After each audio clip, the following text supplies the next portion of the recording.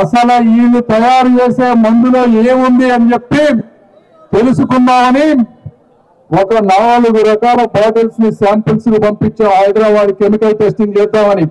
పంపించినవి ఏంటంటే ఒకటి old timer, రెండోది ఛాంపియన్, మూడోది రాయల్ సింహ అంట, రాయల్ సింహ మందు పేరు, నాలుగోది గ్రీన్ చాయిస్, అదేది సెలబ్రిటీ. ఈ 5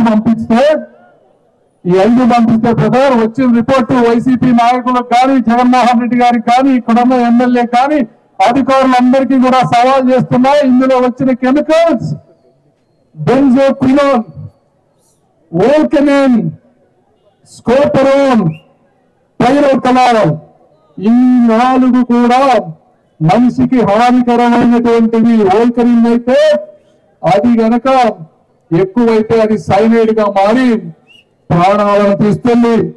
స్కోపరోన్ అనేది ఎక్కువ తాగితే కళ్ళు పోతాయి. పైరోకలాల్ కానీ బెంజోక్వినోన్ కానీ ఎక్కువ తాగితే నరాల బలహీనత చెందుతుంది. ఈ కెమికల్స్ ఉన్నవా లేదా, మీరు క్వాలిటీ కంట్రోల్ చేస్తున్నారా లేదా, మీరు అమాయక ప్రజల రక్తం తాగుతున్నారా లేదా అని అడుగుతున్నాను జగన్మోహన్ రెడ్డి గారు. ఈ ల్యాబ్ రిపోర్ట్ మీద నేను చర్చకు సిద్ధం. మీరు సిద్ధమా? మీలో ఎవరైనా రావచ్చు, ఏ కంపెనీ బాటిల్ తయారు చేసేవారైనా రావచ్చు.